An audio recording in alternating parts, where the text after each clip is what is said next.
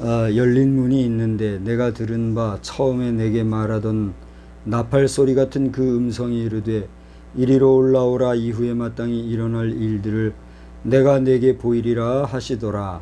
내가 곧 성령에 감동되었더니 보라, 하늘의 보좌를 베풀었고 그 보좌 위에 앉으신 이가 있는데 앉으신 이의 모양이 벽옥과 홍보석 같고 또 무지개가 있어 보좌에 들렸는데 그 모양이 녹보석 같더라. 또 보좌에 들러 24 보좌들이 있고 그 보좌들 위에 24 장로들이 흰 옷을 입고 머리에 금관을 쓰고 앉았더라. 보좌로부터 번개와 음성과 우레소리가 나고 보좌 앞에 켠 등불 7이 있으니 이는 하나님의 7 영이라. 보좌 앞에 수정과 같은 유리 바다가 있고 보좌 가운데에 보좌 주위에 네 생물이 있는데 앞뒤에 눈들이 가득하더라. 그 첫째 생물은 사자 같고 그 둘째 생물은 송아지 같고 그 셋째 생물은 얼굴이 사람 같고 그 넷째 생물은 날아가는 독수리 같은데 네 생물은 각각 6날개를 가졌고 그 안과 주위에는 눈들이 가득하더라. 그들이 밤낮 쉬지 않고 이르기를 거룩하다 거룩하다 거룩하다 주 하나님 곧 전능하신 이여, 전에도 계셨고 이제도 계시고 장차 오실 이시리라 하고 그 생물들이 보좌에 앉으사 세세토록 살아계시는 이에게 영광과 존귀와 감사를 돌릴 때에 24 장로들이 보좌에 앉으신 이 앞에 엎드려 세세토록 살아계시는 이에게 경배하고 자기의 관을 보좌 앞에 들이며 이르되 우리 주 하나님이여, 영광과 존귀와 권능을 받으시는 것이 합당하오니 주께서 만물을 지으신지라. 만물이 주의 뜻대로 있었고 또 지으심을 받았나이다 하더라. 아멘. 할렐루야. 오늘 이 저녁 시간에도 하나님의 은혜가 우리 모두에게 크시게 함께 해주시기를 주님의 이름으로 축복합니다. 오늘 우리가 낮 시간에 에스겔서 제14장을 보았는데요. 여러분들께서 이 에스겔서 14장을 다시 한번 깊이 묵상하시면서 특별히 본문으로 삼은 12절에서부터 23절의 말씀을 보면 오늘 제목을 냉정한 구원이다 그렇게 제목을 삼았는데, 우리가 구원받은 성도들로서 하나님 앞에 온전히 입금을 받을 수 있고 또 우리의 구원이 온전히 완성되어질 때까지는 절대적으로 하나님의 손길이 함께 하셔야 된다라고 하는 사실, 또 하나님이 우리를 구원해 주신 그 구원해 주심이라고 하는 것은 정말 요동함이 없으신 하나님의 전적이고 하나님 주관적인 구원해 주심이라는 사실, 냉정한 그런 구원이라고 하는 사실을 우리가 기억하면서 구원에 합당한 삶을 지속적으로 경주해야 될 줄로 믿습니다. 저는 개인적으로 이 말씀을 읽을 때에 정말 하나님께서 우리 시대에 우리 성도들로 하여금 깨닫게 해주시고 우리 성도들이 근신하고 정말 정신을 차리고 내가 받은 바 구원의 은총, 은혜를 그 어떤 것에도 바꿀 수 없는, 바꾸지 않아야 하는 그런 깨달음을 갖고 살게 해 주시려고 또 이렇게 특별한 깨달음을 주셨구나, 이런 생각을 제가 가지게 되었어요. 그래서 여러분, 제 개인적으로도 그러하지만 여러분 자신이 그러한 은혜 가운데 구원의 완성을 이루시는 복된 역사가 있기를 다시 한번 주의 이름으로 축복합니다. 오늘 요한계시록 이 4장은 여러분이 가지고 있는 성경은 하늘의 예배다 이렇게 아마 성경의 제목이 돼 있을 거예요. 우리가 함께 읽었는데 거기 그렇게 돼 있죠. 하늘의 예배. 하늘의 예배라고 이렇게 그대로 제목을 삼을 수도 있겠으나 좀 더 제가 변형을 하여서 천상 예배 이렇게 제목을 삼아 보았습니다. 천상 예배의 대비적인 개념으로는 뭐라고 말하면 될까요? 천상 예배라 하였으니 하늘을 바라보는 이 세상에서는 뭐라고 예배를 하면 될까요? 지상 예배 이렇게 하면 되겠죠. 그래서 하늘의 예배, 그래 땅의 예배 그게 좀 그래가지고 천상 예배 이렇게 제목을 삼았는데 대비적인 개념으로 말씀하신 것처럼 지상 예배 이런 개념도 우리가 이 시간에 한번 살펴보고자 합니다. 우선 오늘 이 4장을 포함해서 요한계시록 전체적인 내용은 지금까지 수많은 목사님들과 또 신학적인 연구자들이 많은 시간들과 또 많은 그 모습으로 요한계시록을 설교하고 또 연구 발표하고 하였기 때문에 그 전문적인 내용으로 제가 설교한다고 하는 것은 한계가 있다고 생각이 돼요. 그래서 이제 여러분과 함께 이 저녁 시간대로 계속해서 말씀을 보게 되겠습니다만, 오늘도 이 4장을 통해서 제 자신이 이 본문 말씀 안에서 깨달음과, 여러분들도 성경을 읽다 보면 그 깨달음이 있으시잖아요. 저도 그 깨달음 바를 여러분과 함께 나누면서 그 본문 안에서 크게 이탈하지 아니하는 그러한 내용 정도로 함께 은혜를 받고자 합니다. 그래서 먼저 우리가 천상 예배는 어떠한 내용들인가, 이걸 한번 살펴보고자 해요. 첫째로 천상 예배는 우리 한번 따라서 합시다. 하나님의 부르심이 있어야 합니다. 하나님의 부르심이 있어야 그렇습니다. 1절을 보니까 이 이후에 내가 보니 하늘에 열린 문이 있는데 그랬어요. 자, 하늘 문이 열려야 돼요. 그러니까 하나님의 부르심이 있어야 천상 예배를 우리가 드릴 수도 있고 볼 수도 있고 참여할 수도 있는 것이지, 하늘 문이 열리지 아니하면 이 모든 일이 가능해요? 가능하지 않아요? 가능하지 않는 거예요. 하다못해 우주선 발사 하나를 할 때에도 천세를 살핀다고 그래요. 지금 우리 이 세계에는 미국, 또 프랑스, 또 러시아, 중국, 일본, 유럽, 이런 여러 곳에서 지금 우주선을 발사하고 있는 걸로 알고 있어요. 우리가 생각하지 못할 정도로 수많은, 제가 알기로는 몇천 개의 우주선이 지금 우리 지구상에 저 우주 공간에서 날아다니고 있다고 그렇게 알고 있어요. 그러니까 우리 일반 비전문인들은 뭐 생각하지도 못하는 전문적인 일들이 이 세상에는 엄청나게 벌어지고 있는 거죠. 아무튼 지간에 그렇게 우주선 하나를 쏠 때도요, 이 천체를 살펴가지고 이 지금 우주선을 발사했을 때의 이 발사 가능성을 예측을 하는 거예요. 그래가지고 그 때를 맞춰가지고 발사를 한다는 거예요. 그래서 모든 시스템이나 기계적인 부분이 완벽하다 할지라도 이 하늘의 어떤 그 기세가, 천세가 이걸 발사했을 때에 문제가 발생할 수 있다는 가능성이 조금이라도 계산으로 나오면 발사를 중지한다는 거예요. 그러니까 그 정도로 이 우주선 하나를 발사하는데도 하늘문이 열리는, 여기서 하늘문이라고 하는 것은 성경이 지금 얘기하고 있는 하늘문과는 개념이 다르지만, 우리가 물리적인 개념으로서의 하늘문이 열리는 거 하나도 우주항공계에서는 이게 진지하게 생각을 하는데, 영계의 하늘문이 열린다고 하는 것은 결코 가벼운 일이 아니죠. 하나님의 부르심이 있어야 천상 예배는 우리가 만날 수 있는 그런 예배가 된다는 사실입니다. 우리가 하나님 앞에 기도하고 또 하나님 앞에 간구하고 소원할 때에 하늘문이 열리는 그러한 놀라운 역사가 저나 여러분에게 있게 되기를 주님의 이름으로 간절히 축복합니다. 두 번째로는 성령의 감동이 있어야 합니다. 2절을 한번 보십시오. 내가 곧 성령에 감동되었더니 보라 하늘에 보좌를 베풀었고 그 보좌 위에 앉으신 이가 있는데, 2절에 그렇게 얘기를 하고 있어요. 우리 한번 따라서 할까요?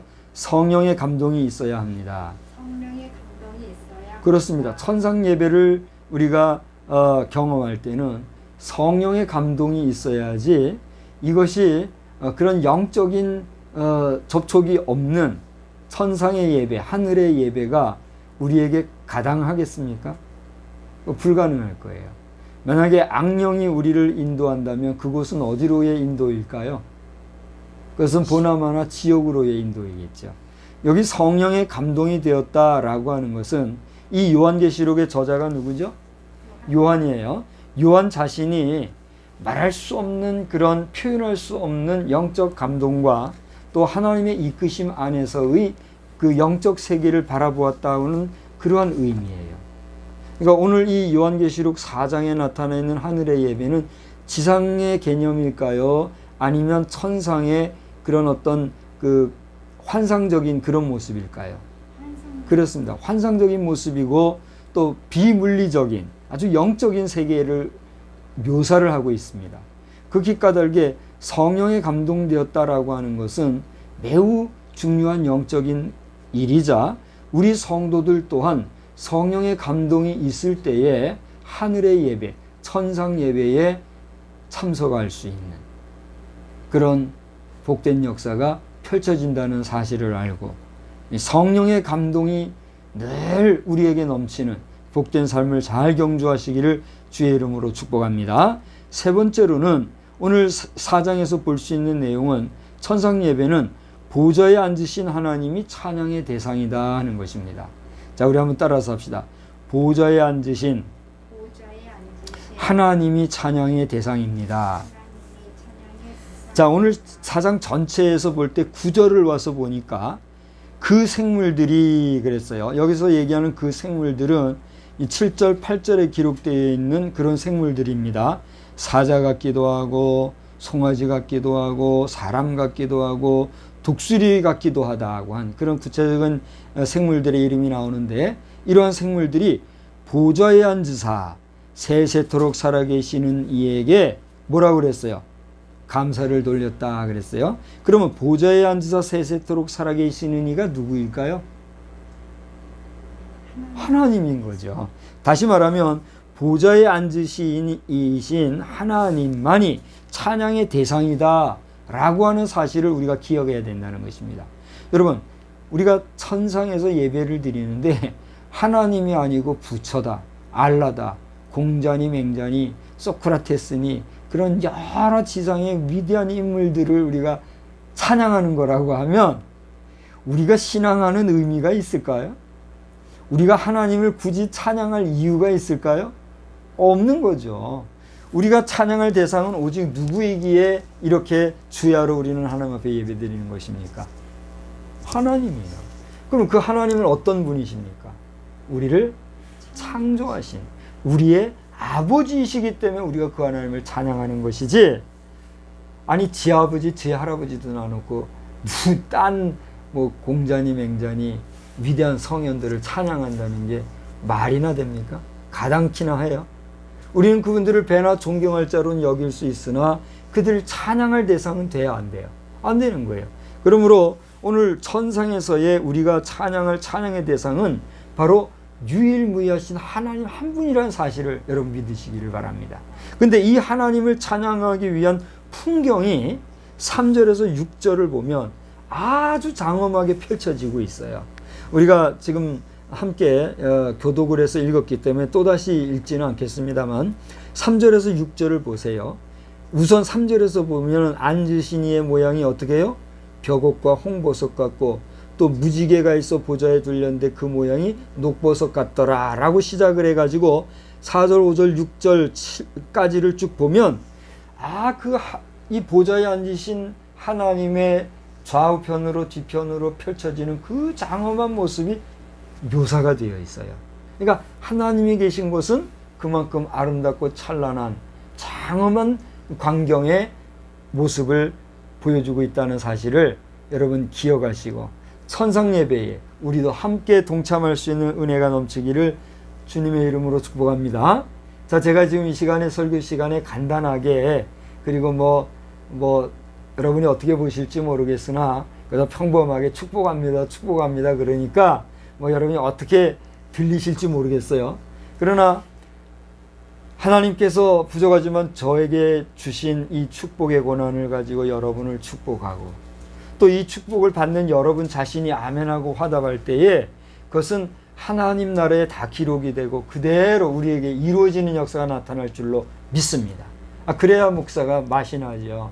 이 험한 세상에서 사는 것도 초라하게 사는 것도 억울한데 제게 주어진 축복권이 하나 성취가 안 된다면 무슨 맛이 있겠어요. 지금 이 영상을 우리 저의 중마고우들이라고 해야 되겠죠. 초등학교 때부터 이렇게 같이 살았으니까 최근에 들어서 우리 어릴 때 친구들이 많이 지금 생각이 나서 제가 카톡도 하고 그렇게 하는데, 이 영상을 그들이 언제 보게 될지는 모르겠어요. 제가 한번 그 이름을 한번 불러볼까 싶어요. 우리 성욱이, 한철이, 또 우리 수웅이, 또 창근이, 제도, 웅이, 인호, 또 캐나다의 우리 진충이, 모든 친구들 이 영상을 보면서 이 박 목사가 지금 이렇게 설교하는 모습이 어떻게 보일지 모르는데, 다 제자리에서 모두들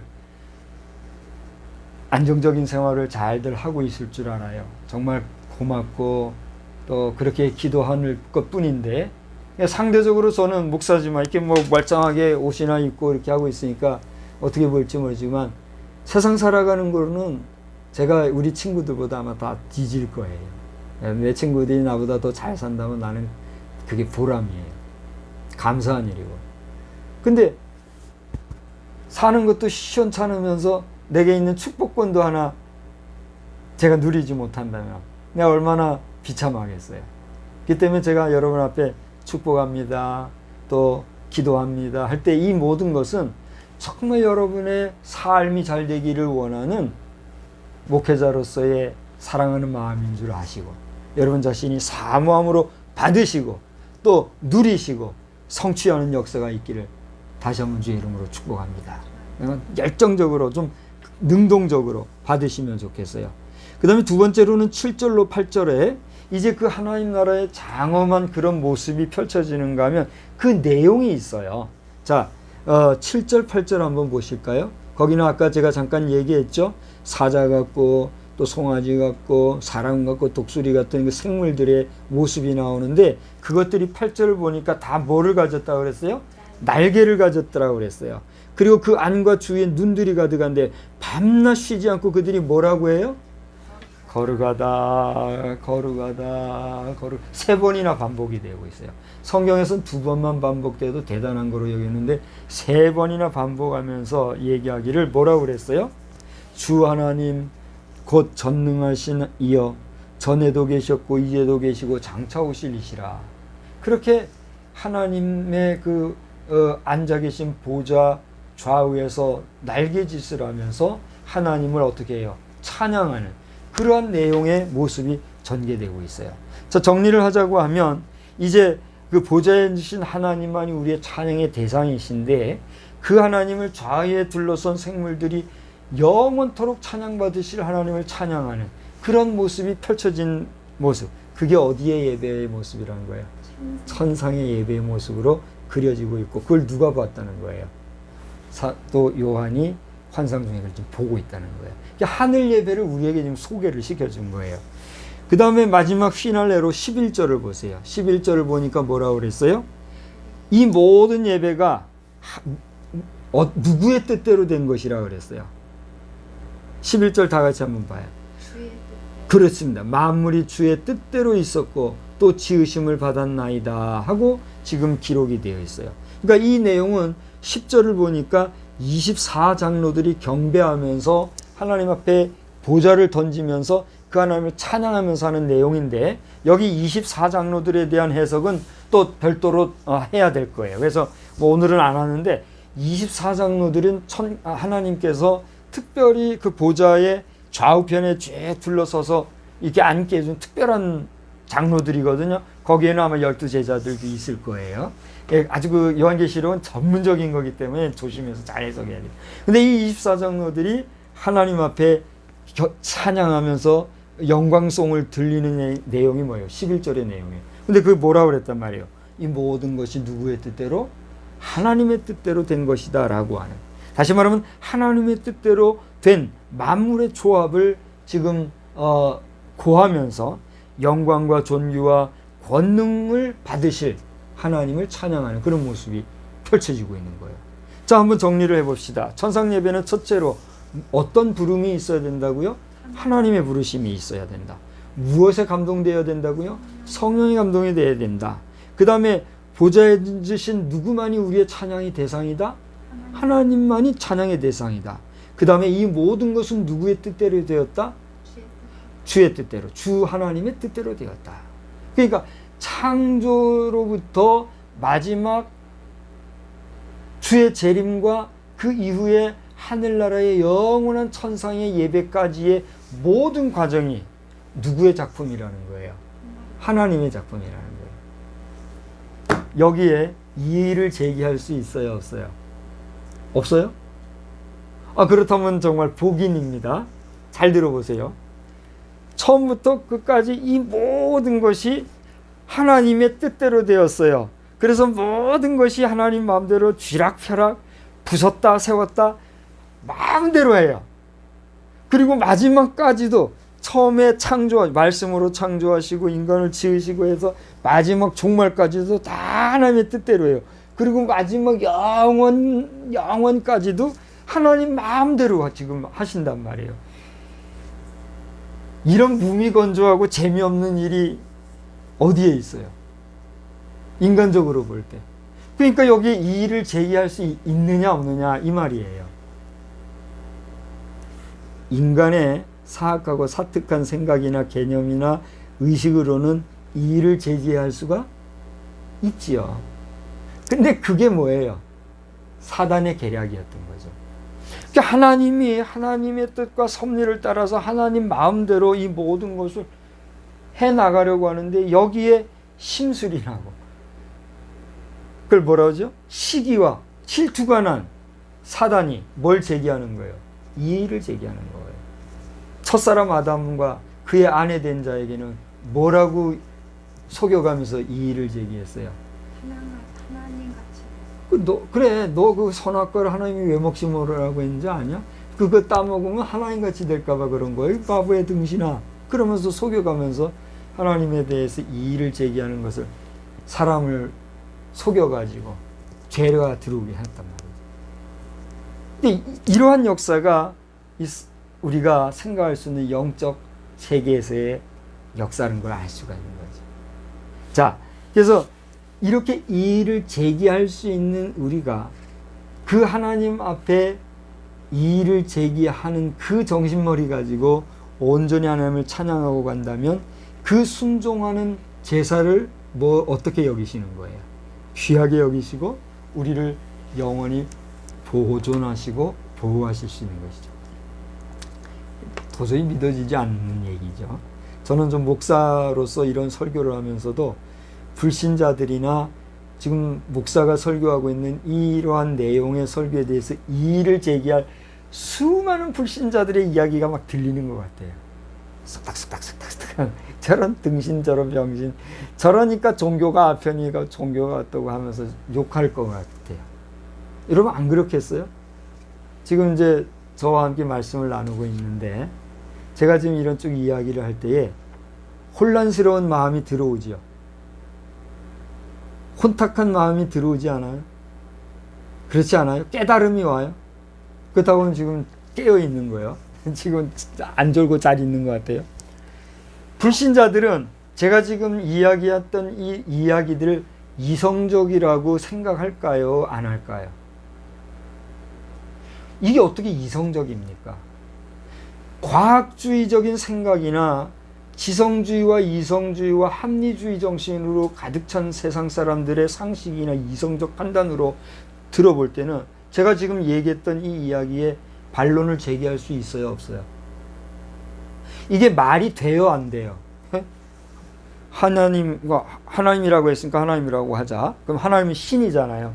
신이 자기 마음대로 말 한마디로 세상을 만들고 인간도 만들고 그 인간이 말 안 듣는다고 쫓아내고 또 그래가지고 하나의 거대한 역사를 이루다가 또 그 신이 갑자기 인간이 되어서 내려와서 그 죄로 살았던 사람들의 죄를 용서해 준다고 죽었다가 다시 살아나서 하늘로 올라갔다가 또 내려와서 뭐 심판을 한다고 하거든요.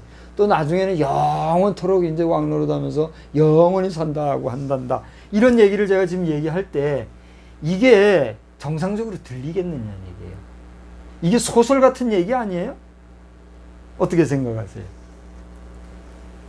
아무리 생각을 해봐도 이거는 세상적인 가치 기준으로는 엉뚱한 생각, 엉뚱한 소리밖에로는 안 들릴 거 아니겠어요? 이것이 택함을 받은 자와 택함받지 못한 자, 구원받은 자와 구원받지 못한 자의 뭐예요? 차이라는 사실입니다. 오늘 이 설교를 하고 있는 제 자신이나 이 설교를 지금 듣고 계실 우리 신자나 불신자나 우리 모든 인생들 한번 가만히 생각을 해봅시다. 우리가 어디에서 왔습니까? 또 우리가 갈 곳이 어디입니까? 여기에 대해서 내가 온 곳은 하나님이요, 내가 갈 곳도 하나님이요, 나는 하나님으로부터 와서 하나님께로 갈 하나님의 자녀요 하나님의 백성이다 라고 하는 신앙의 고백이 있는 자와 여기에 대해서 이해도 못하고 믿지도 못하고 시인도 안 하고 그리고 도저히 인정도 할 수 없는 불신자가 어떻게 돼요? 대별이 된다라고 하는 사실입니다. 저는 목사로서 여기에 대해서 어떤 지식이나 또 어떤 학식이나 또 어떤 배워서 익힌 어떤 경험들 이런 것에 입각해서 저의 믿음을 고백하는 것이 아니라 마치 내가 이 세상에 태어났을 때에는 나를 위해서 피를 주시고 또 그 몸을 제공해 주셨던 나의 아버지, 나의 어머니가 있었기에 내가 있다 라고 하는 그런 믿음이 나를 나되게 한 것 같이, 그 믿음은 누가 나에게 줘서 되는 것이 아닌 것과 같이 하나님이 나를 현존하게 해주셨다라고 하는 그 믿음이 있기에 저는 그 확신을 가지고 목사로서 또 설교자로서 오늘 이 말씀을 전하고 있는 것 뿐입니다. 이것이 잘 되고 바른 것이냐 아니면 바르지 못하고 못된 것인 것이냐, 여기에 대한 판단은 누가 언제 할 수 있을까요? 우리 마지막 생에 하나님께서 그날 그 시에 하시겠죠. 잘잘못에 대해서는 제가 지금 판단하거나 말할 자격이 있어요, 없어요? 없는 거예요. 단지 이 성경 66권이 하나님께서 나에게, 오늘 우리에게 주신 하나님의 말씀, 곧 하나님의 그 마음이 담긴 그 글이 살아 움직이고 또 나에게 믿음을 준다라고 하는 확신을 가지고 오늘 이걸 전하는 것 뿐이에요. 믿고 안 믿고는 누구의 몫이에요? 본인 자신, 우리 자신의 몫인 거예요. 그러니까 여러분이 믿고 구원받아 하나님의 자녀요 백성으로서 마지막 최후의 승자가 되시든지, 아니면 믿지 아니하고 부정하다가 마지막에 믿지 않는 자가 가야 할 곳으로 가든지, 그것은 누구의 몫이에요? 당신 자신의 몫이에요. 그러나 저는 목사로서 기왕이면 여러분 하나님께서 보내주신 부족하지만 저와 같은 자의 이 말씀 증거를 믿고, 비록 저는 말로써 여러분에게 전하는 것 뿐이지만 이 말로써 전하는 자의 말을 여러분이 듣고 그리고 생각을 하십시오. 생각을 하고 그리고 이성적인 판단으로 아니 될 때는 하나님 앞에 뭐 해요?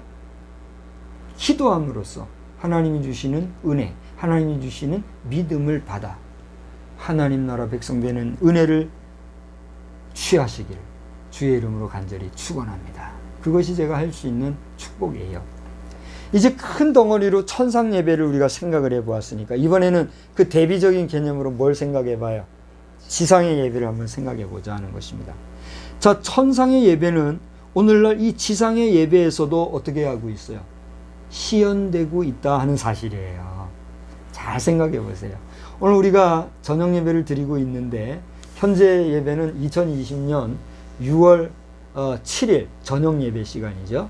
이제 우리가 예배를 드리고 있는데 우리 지금 예배 현장은 잘 이렇게 규격 있게 갖춰진 정통 예배당이 아니에요. 우리 가정에서 가정 예배를 드리고 있어요. 이 뒤에 있는 이 배경은 그래서 우리 교단 해외 선교위원회가 이 제작해서 보급하고 있는 그런 현수막을 배경 삼아서, 뭐 이게 배경이 지저분하게 할 수는 없잖아요. 그러니까 존 웨슬레이의 세계는 나의 교구다 하였던 것처럼 제 가슴에도 세계가 나의 교구요, 또 내가 활동해야 될 장소다라는 것을 아는 그런 믿음하에 이런 배경을 가지고 지금 하고 있는데, 이 가정재단이란 말이에요.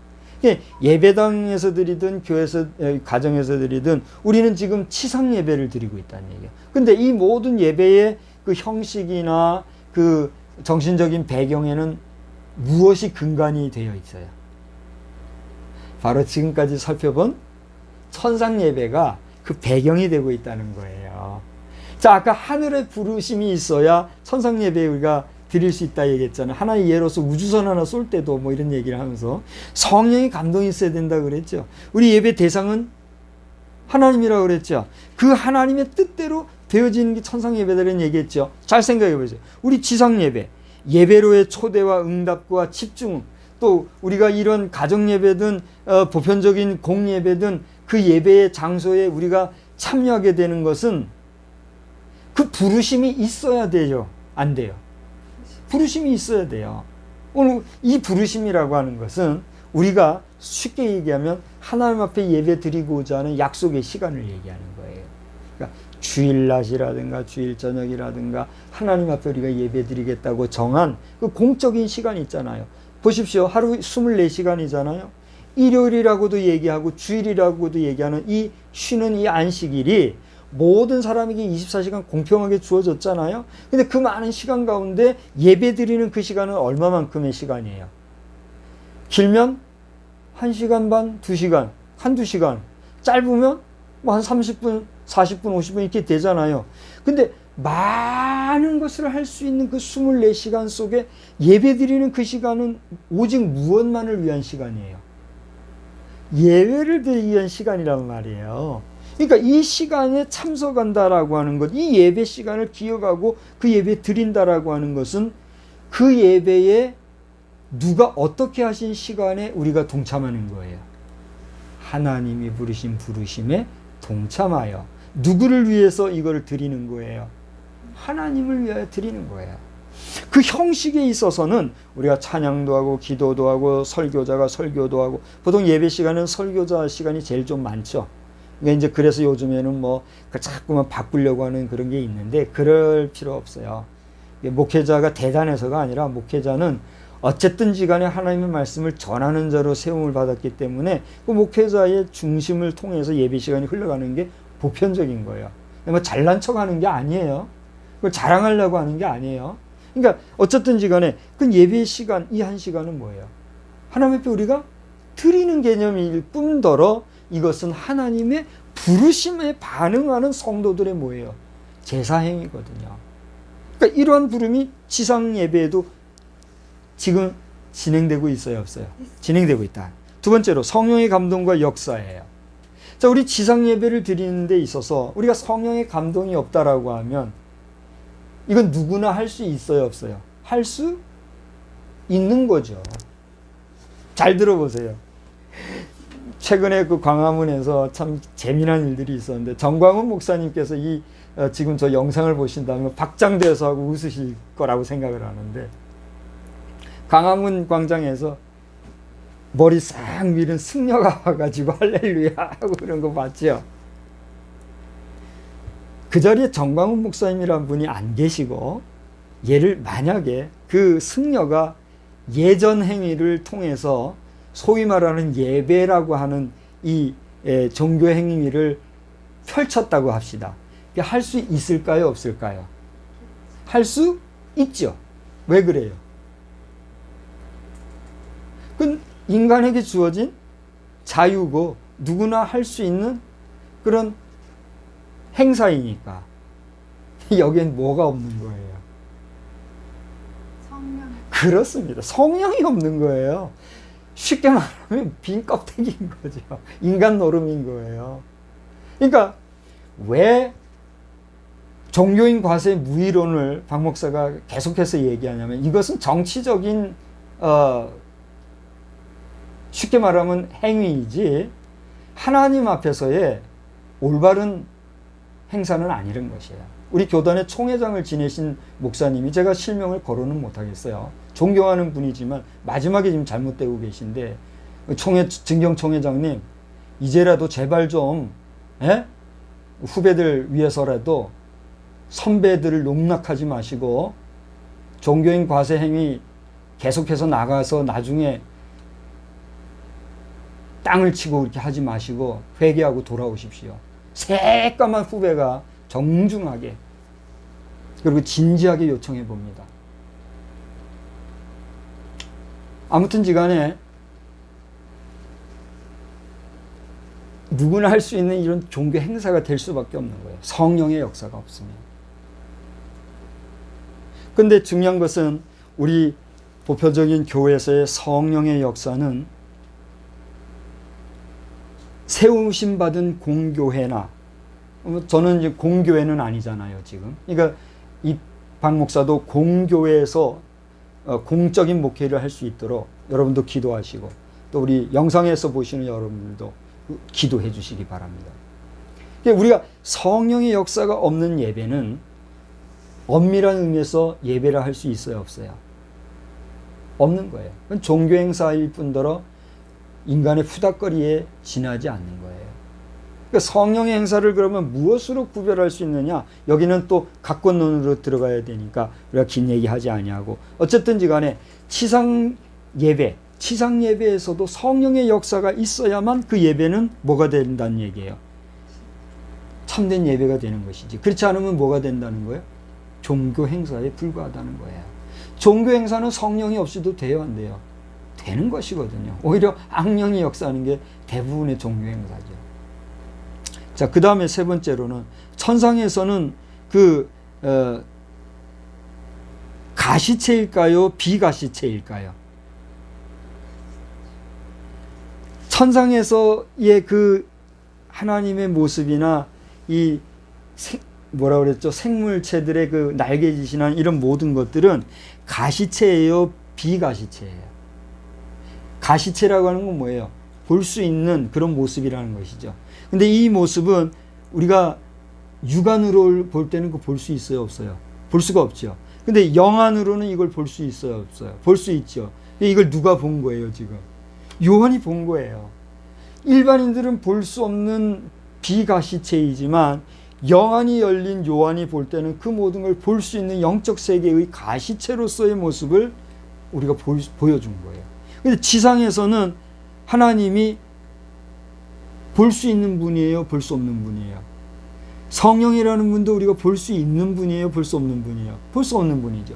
비가시체이지만 우리가 성령의 부르심과 성령의 임재하심을 경험하게 되면 우리는 그 주님을 육안으로는 볼 수 없으나 우리의 영적인 눈으로는 주님을 봐요, 못 봐요?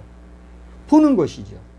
그게 바로 지상 예배의 천상 예배와의 대비되어지는, 그리고 하나 되는 그런 모습으로 이 세상에서 지금 시연되고 있다는 것이죠.